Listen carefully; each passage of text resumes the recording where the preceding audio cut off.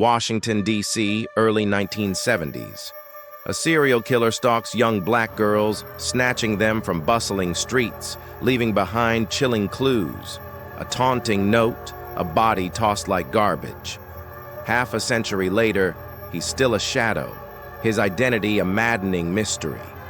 They call him the Freeway Phantom, a ghost who's haunted D.C. for over 50 years. No arrests, no justice. In 2025, new leads, a podcast, a $150,000 reward, are stirring hope, but this case is colder than a winter grave. Buckle up, because this one's gonna crawl under your skin. Let's rewind to April 25th, 1971. Carol Spinks is a quiet kid, always helping her mom with chores, the kind of girl who'd share her last candy bar. Her mom sends her to grab groceries from the corner store, a quick trip in Southeast D.C., a working-class neighborhood where folks know each other's names. But when Carol doesn't come back, her mom's gut twists. She calls the cops. Neighbors hit the streets. But 6 days later, Carol's found off I-295, her skirt torn, body bruised, strangled with her own stockings. The cops are stumped. No witnesses, no leads. The city's shaken, but trust me, this is just the beginning. 5 months later, July 8th, 1971, Darlenia Johnson, 16, vanishes walking to her summer job at a rec center. She's a dreamer, loves singing, always humming Motown tunes. Her friends say she lit up rooms, but that light's snuffed out when her body's found 11 days later, less than a mile from Carol's spot, along I-295. Same deal, strangled, assaulted, left on the roadside. The similarities scream serial killer. Parents start clutching their kids tighter. Southeast D.C. feels like it's under siege. By October, Nena Moshia Yates, 12, disappears buying groceries for her grandma. She's a bookworm, always reading under the covers. Hours later, her body's dumped off the freeway, same brutal marks. You can feel the fear sinking into the city's soul. The Phantom's reign of terror peaks in 1972. Brenda Crockett, just 10, goes missing July 27th while running an errand. She's the bubbly type, always playing with dolls, dreaming of being a teacher. Her body's found the next day off Route 50, raped, strangled, discarded. Then Brenda Woodard, 18, the oldest, vanishes November 15th. She's tough, taking night classes to escape poverty, but she's no match for this monster. Her body's found near I-295, and here's the kicker. A note in her pocket, written in her handwriting but not her words. It reads, "This is tantamount to my insensitivity, sick, to people, especially women. I will admit the others when you catch me if you can. Freeway Phantom." The misspelling, the taunt, it's like he's spitting in the cops' faces. Diane Williams, 17, closes the grim list on September 5th, 1972, snatched after visiting her boyfriend. She's a poet, always scribbling dreams. Same freeway, same horrors. What makes this case crawl under your skin? The Phantom's not just a killer, he's a puppeteer. Forcing Brenda Woodard to write that note before her death is next-level evil, like he's playing chess with lives. All 6 victims are young black girls from Southeast D.C., a community already overlooked by the powers that be. They're vulnerable, walking to stores, jobs, or friends' houses in broad daylight. The dump sites, along I-295 or Route 50, are his twisted stage, like he's flaunting his work. He's bold, snatching girls from busy streets, yet he's a ghost. Was he a local, a cop, a cab driver?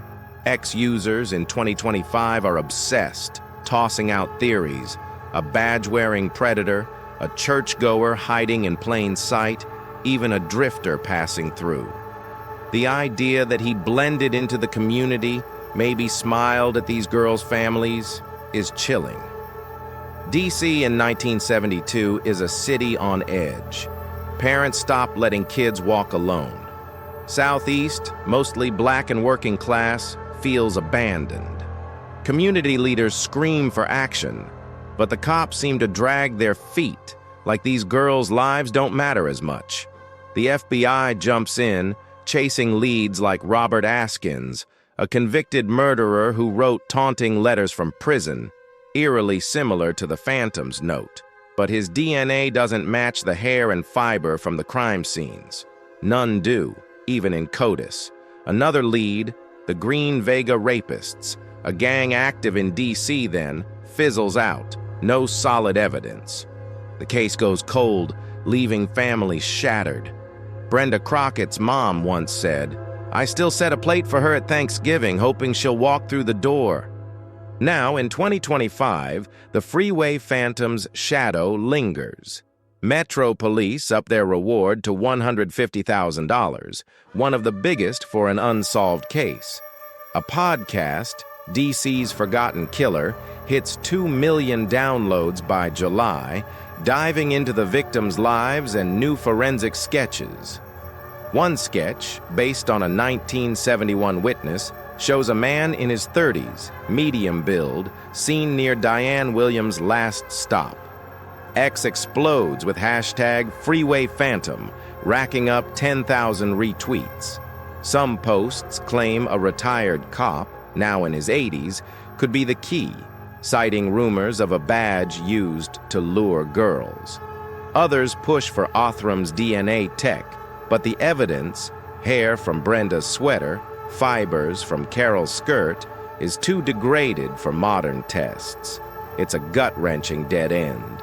The victims' stories are what stick with you. Carol Spink's mom still visits her grave, leaving yellow roses, her daughter's favorite. Brenda Crockett's sister, now in her 60s, told the podcast, "I hear her laugh in my dreams, you know."